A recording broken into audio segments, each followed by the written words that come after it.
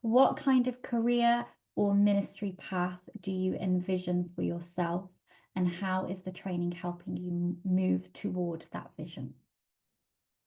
Thank you, Maddie. Well, I think I said in the introduction, I'm currently a civil celebrant. I've been working as a civil celebrant in Scotland for just over 2 years. I work in my local community conducting baby namings, wedding celebrations, vow renewals, and funeral services using both non-religious and religious templates. My One Spirit course in Scotland, and after a few more formal stroke legal loops, will give me the ability and legal credentials to conduct legal weddings in Scotland.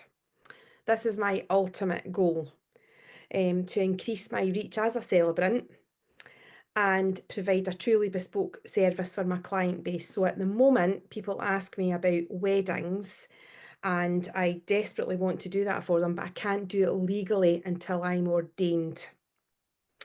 And there are a few legal loops that we have to jump through, myself and Amanda, being my fellow Scottish student.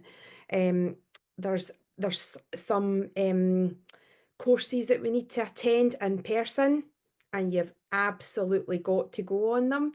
And then you've got to shadow some existing interfaith ministers from One Spirit, and there's a membership to a legal body that we've got to be a member of. But I am so looking forward to doing this. I have had so many inquiries about doing legal weddings that I feel it's my true calling. And I'm really, really excited about doing it. Thank you. Thank you, Denise. And Caroline, I think you were going to share on this question as well.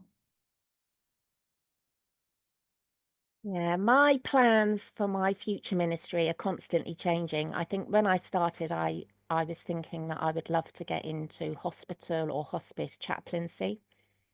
I still would like to do that, but I've sort of developed on from that a little bit.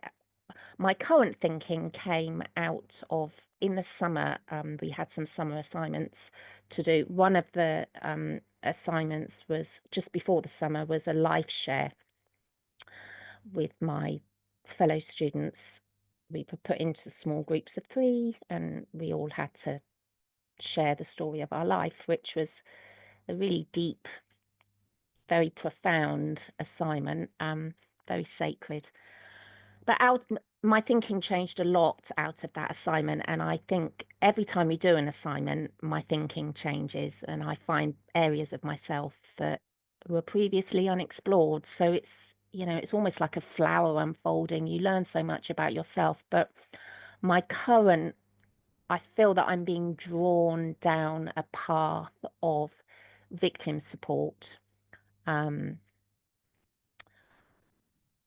I'm very much drawn to this world of supporting the vulnerable, supporting people in their possibly some of the worst moments of their life, helping them through that, and also exploring how there's deep healing in spiritual practice. I've got this.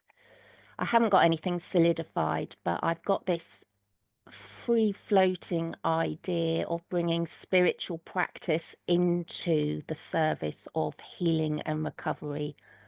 And I think my calling is leading me into the support of women and girls who have been raped or sexually abused. That's where I currently am. It may change, but certainly this course, this training it seems to be constantly opening up new doors for me and new opportunities that I walk through, and I find myself in a different way of thinking, a different energetic field, I suppose. And I think that is true of many of my course mates. I think how they felt that what they were going to end up doing at the end of this course has changed over the evolution of the training.